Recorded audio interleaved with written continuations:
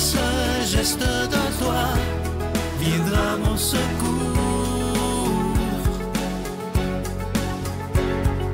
Viens semer dans mon âme le grain de l'amour. Je traverse un désert et je meurs de soif. Montre-moi le mystère qui garde la foi. Bonjour, bienvenue à votre émission La Victoire de l'amour en ce samedi 4 mai 2024. J'espère que vous allez bien chez vous. On rejoint comme à tous les samedis pour sa chronique l'abbé Stéphane Roy et à l'homélie, ce sera le père Michel Marie de Paris.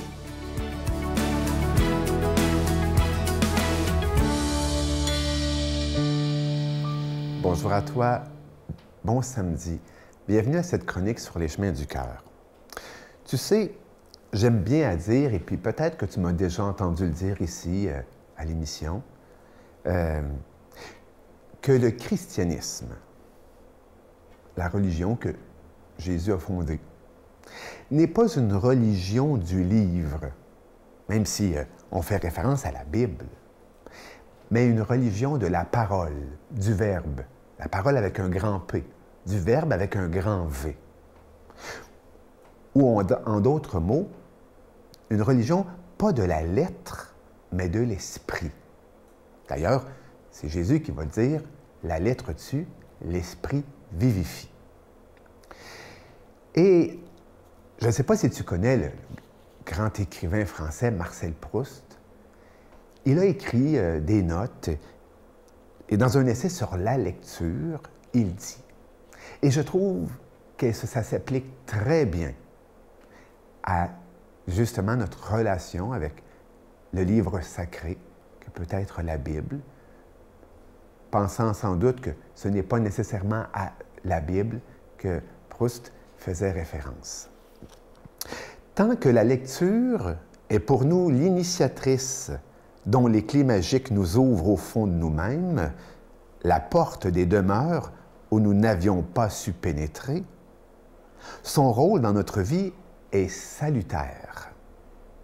Il devient dangereux, au contraire, quand au lieu de nous éveiller à la vie personnelle de l'esprit, la lecture tend à se substituer à elle.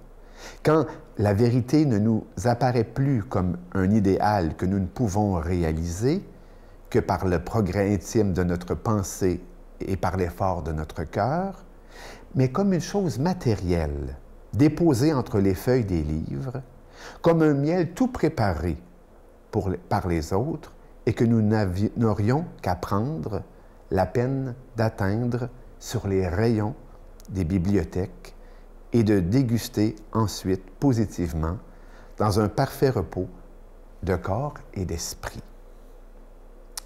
Fin de la citation. Dans cette citation assez longue de Marcel Proust, ce que je trouve beau, c'est que la parole biblique, au lieu de la lire dans un... comme déjà toute écrite, toute faite, toute, comme un miel déjà tout préparé sur le rayon de la bibliothèque, hein? Ça devrait davantage être une porte qui nous amène ailleurs. Et justement, à chercher à découvrir ce que, non pas la lettre veut me dire, mais ce que l'esprit veut me dire. Et pas l'esprit d'il y a 50 ans, l'esprit aujourd'hui, ou pas l'esprit dans un futur, dans 100 ans, aujourd'hui.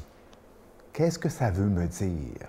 Et c'est, honnêtement, ce que je m'efforce de faire à chaque fois que je lis la parole.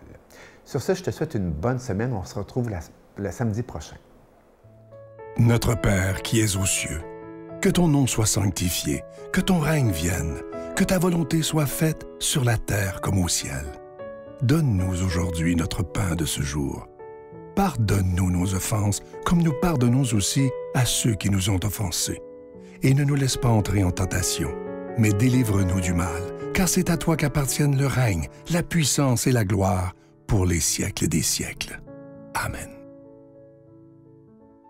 La Victoire de l'amour vous invite à sa dernière retraite avant 2026, les 11, 12 et 13 octobre 2024, sous le thème « Dieu nous donne rendez-vous », en compagnie du Père Gauthier, Christine Michaud, William Baudouin, Miguel, Sylvain, Claire Jacques, Martin Larocque et Julie Massicotte, pour un spectacle hommage à Ginette Renaud, à l'hôtel et suite Le Dauphin à Drummondville. Réservé au 514-523-4433 ou sans frais au 1-888-811-92-91. Voir le beau, apprécier le bon et faire le bien.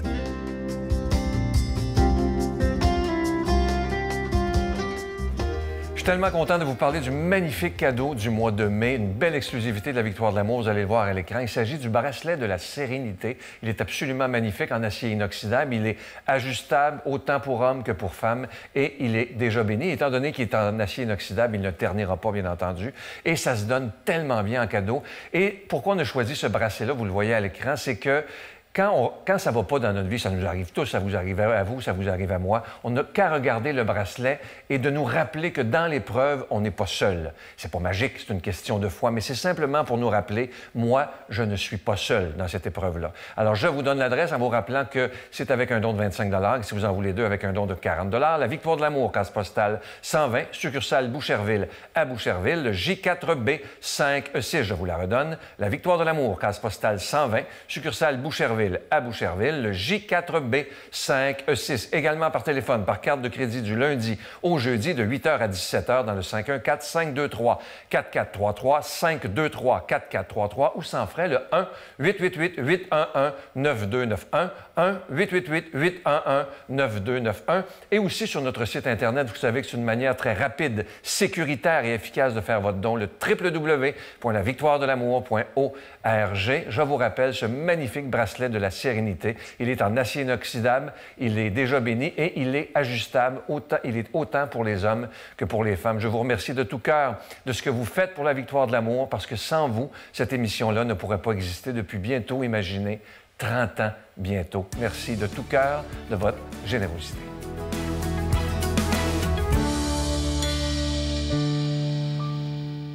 Mon Dieu, donnez-moi la sérénité d'accepter les choses que je ne peux changer, le courage de changer les choses que je peux et la sagesse d'en connaître la différence. Amen.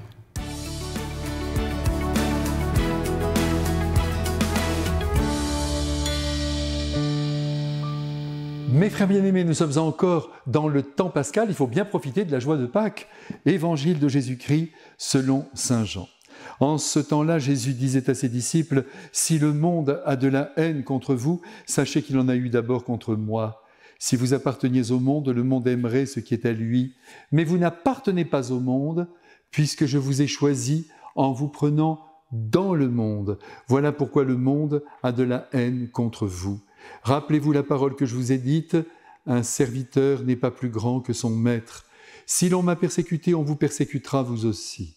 Si l'on a gardé ma parole, on gardera aussi la vôtre.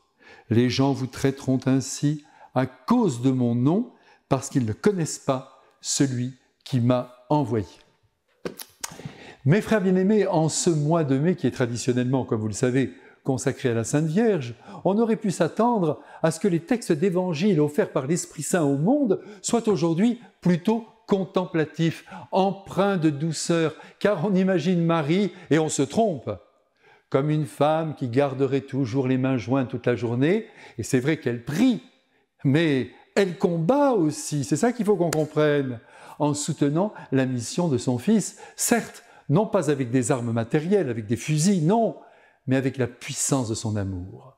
En vérité, Marie, c'est une femme forte, qui est prévenue mieux que quiconque des dangers que son Fils encourt, et auxquels ses amis en ricochet sont et seront encore jusqu'à la fin du monde confrontés. Autant dire, vous et moi, car nous sommes les amis du Christ. Si le monde a de la haine contre vous, sachez qu'il en a eu d'abord contre moi. C'est clair, dans un premier temps, prenons bien la mesure de la haine que le Christ a essuyée pendant sa vie terrestre. Là, ce n'est pas la peine d'insister, mais tout de même, il faut s'arrêter un instant sur le déferlement de méchanceté dont il a été l'objet. Il a été pendant 3 ans dans le viseur des pharisiens et de bien d'autres religieux engoncés dans leurs idées, ne parvenant pas à s'ouvrir à la révélation de la bonté de Dieu que Jésus est venu apporter avec tant d'éloquence au monde, avec en cadeau pour chaque homme la liberté de conscience. Ces pharisiens étaient des hommes, certes priants, avec sans doute des qualités, mais obnubilés par la loi à accomplir à la lettre. Oui, aveuglés, tous ces hommes étaient aveuglés par leurs principes sacro-saints et non par la bonté du Christ qui pourtant dévalait en miracle, délivrait les hommes de ce qui les accablait. Et dans la mesure où nous aussi, nous défendons la liberté des personnes, nous essayons de les comprendre et surtout de ne jamais les juger négativement. Nous donnons l'impression de ne tenir à aucun principe. Et ceux qui en ont nous massacrent en retour. Et pourtant, des principes, nous en avons. Ce sont ceux du Christ qui placent l'amour et le respect des personnes au-delà des idées. Telle personne ne pense pas comme moi. Eh bien, au fond, il en a le droit. Et il est aimé de Dieu comme moi. Voilà ce que nous a appris notre Seigneur Jésus-Christ. Les pharisiens ne sont pas arrivés à faire ce saut qualitatif. Ils ont eu peur que le système qu'ils mettaient en place, à savoir l'accomplissement scrupuleux de la loi pour éviter la colère de Dieu, s'effondre. Et ils ont haï le Christ qui, lui, préférait la personne à la loi. Et aujourd'hui, il y a encore, hélas, des chrétiens qui créent de la peur en prétendant que Dieu nous attend à la fin de la vie avec le martinet dans la main pour nous fouetter, voire pour nous condamner à la souffrance éternelle. Alors que Jésus a passé 3 ans de sa vie à nous dire qu'il veut sauver tous les hommes et qu'il nous comprend dans nos faiblesses jusqu'à les pardonner. Donc, si l'on se montre compréhensif à l'égard du plus coupable des hommes, on a toutes les chances, comme lui, d'être rejeté, d'être haï. Car le monde n'aime pas la miséricorde, ce qu'il aime, c'est la guillotine, c'est la justice absolue. Et puis ajoutons que si nous essayons, vous et moi, de vivre des préceptes évangéliques, par exemple, de placer l'amour au-dessus de toutes les autres réalités de la vie, de ne pas aduler l'argent, de partager ce que l'on possède, que sais-je, de chercher à rendre heureux les autres avant de songer uniquement à notre propre petit confort, eh bien il est certain que ceux qui vivent pour eux-mêmes ne nous supporteront pas, car nous devenons, sans le faire exprès, leur mauvaise conscience. Et ils nous en veulent, et ils vont chercher à nous éliminer. Mais après tout, tant pis, si nous soulevons la poussière de la haine quand nous marchons, le Christ, lui, nous tient la main et se réjouit de nous voir aimer. Je vous bénis tous, comme je vous aime, et je vous embrasse. Amen.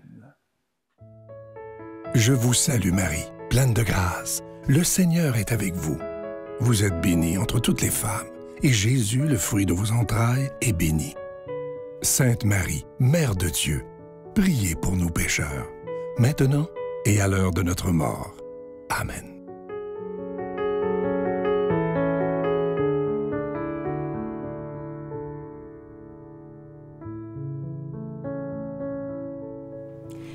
Quand on choisit de mettre des efforts sur la qualité de nos pensées, quand on choisit de miser sur notre vie intérieure, devenir plus bienveillant, devenir plus aimant, plus joyeux, on aura moins d'efforts à mettre sur notre vie extérieure.